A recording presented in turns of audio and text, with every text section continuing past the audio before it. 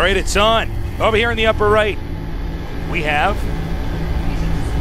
Uh-oh. Great commentators just started talking.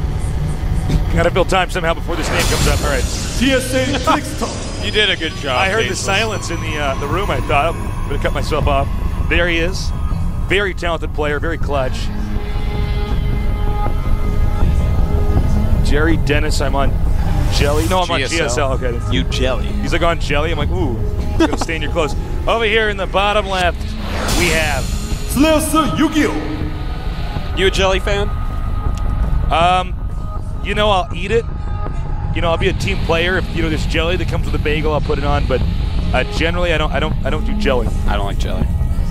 Yeah, I'm not much of a. I mean, I will do a peanut butter and jelly sandwich, but I don't really eat those very much. Yeah, well, that's like one good way to ruin peanut butter tastes. You don't like peanut butter and jelly? Of course not. You like look at me with contempt.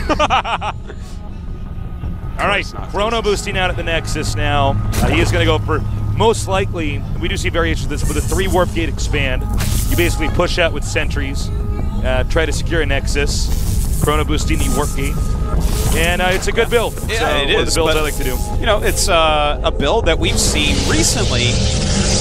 The Roach, Zergling, high economy aggression, and the slightly lower economy kind of all-inish attack. Right. 2 things that we've seen Nesty, Lucira, and Hydra, the 3 best Zergs in the world, basically do a lot recently with a ton of success.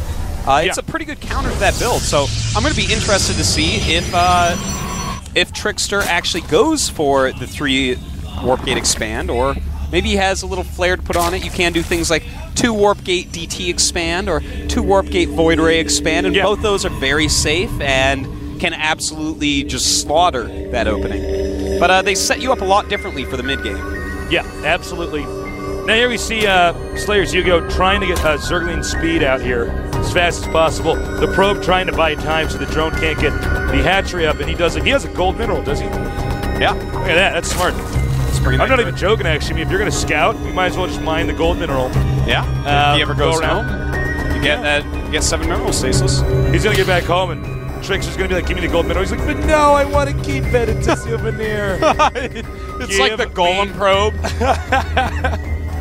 Golem probe? In a probe voice, it's like, my precious. My precious. Okay, I can't do it. All right, Stalker's out. You ruined everything, Tasteless. I dropped the ball. So Stalker first. Oh, or TricKsteR. Yeah, all right. So there's a lot of ways you can do this. I personally subscribe to the 2 Warp Gate Void Ray expansion. It's a very strong build. Yeah. And any pro likes that. Yeah, he does stuff like that as well. Some people like to go 3 or 4 Warp Gate with a single Void Ray and just kind of all in. I'm not all about the all in Staceless now. Not such a big fan of those. All right, Sentry on the way out now. And he will probably, as you said, get another gateway. That's usually the right thing to do. Now, he's already shown a Stalker. That's going to make YugiOh think, you know, this is probably tech. Could be a 4 Warp Gate. Not exactly sure. He's just, it's something you do to save some gas. Oh, going up to 3 gates. So definitely could be a push. Oh, this actually could even be an all-in. It depends. It could be. But also, it could just be an expansion as well. You can go 3 Warp Gate Void Ray expand as well. It's just a matter of preference. A lot of it will depend on if it keeps producing out of the Stargate. Yes. Or not. I mean, sometimes we see guys get 1 Void Ray. It's, you know, a nice tool to have. But in other cases, you see them continuously crank it out, or even get a Phoenix after the Void Ray. You can use that to pick up Queens and take out hatcheries and expansions. Yeah. But in this case, he's just going to get one Void Ray. And it's a good choice. Going to get rid of that Overlord right away. Now, YugiOh does have a Roach Warren making, and he just cancels it as he sees the Void Ray. I love that move. Cancels it, gets more gas, and starts a lair. That is what we call playing reactionary. He realizes, hey, you know what? He was obviously setting up, well, most likely setting up for the Roach Zergling aggression. Saw the Void Ray and said, oh, this is a build that counters it. I'm not going to do it anymore. Very smart play by YugiOh. And just like all the Slayers players, showing that he has a very big and sexy brain. Yeah. Just he like absolutely Tasteless. does. You should be Slayers Tasteless. Yeah, I got a big sex brain. My brain actually has a 6-pack on it. A 6-pack and a thong. That's how sexy right. it is. Yeah. One of those thongs pulled up real high so you can see it even when I wear my jeans. Here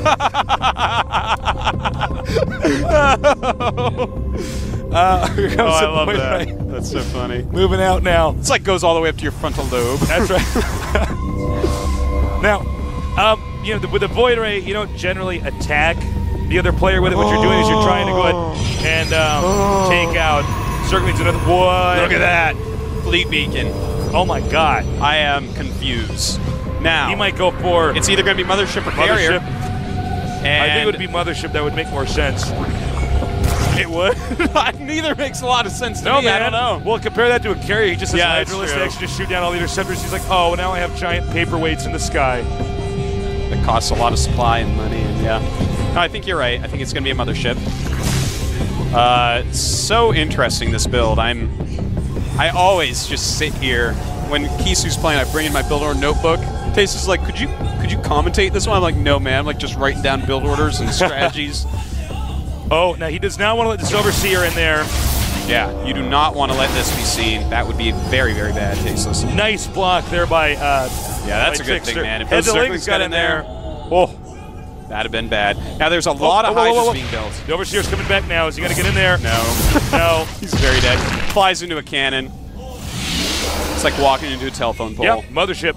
So this is really interesting, though, because right now YugiOh is making a little July creep highway. Just one tumor going out and sending all his Hydras. It looks like he's just going to try to bust Kisu here. Yeah, you know when you go spent so much money on the Void Ray, especially, that you can snipe down the buildings on the outside. So it looks like that is exactly what he's going for, Tasteless. But TricKsteR may have enough right here to deal with it. It's going to come down a lot to micro, a lot to the good force field placements. Let's see how this goes. He may have to remake this in his main. And on second Guardian Shield.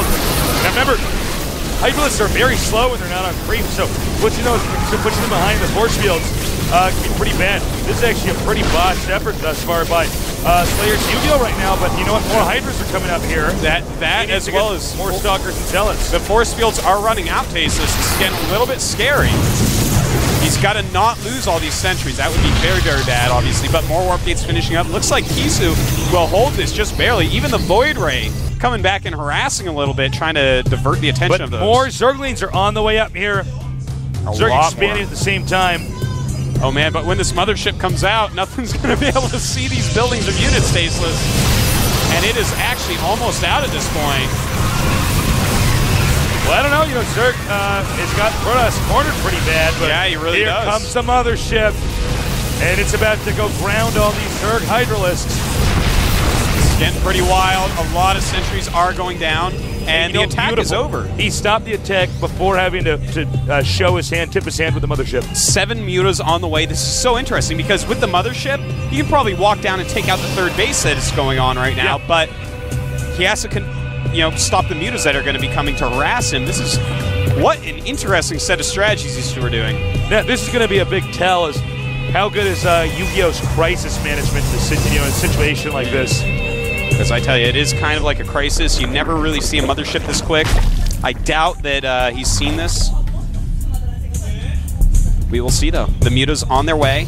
No cannon in the main base of TricKsteR, so he's going to have a hard time getting back there. Yeah, and the gateway position here doesn't allow his units to circulate as easily. Definitely going to lose some probes.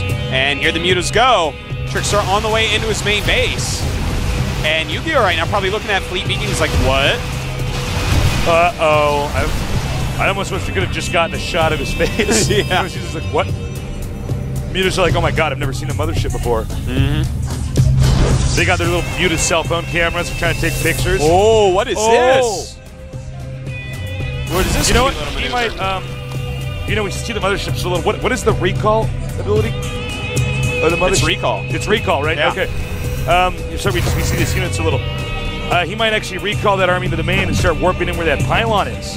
Yeah, and he is a little bit ahead. He did kill all those Hydras and Lins off without losing too much.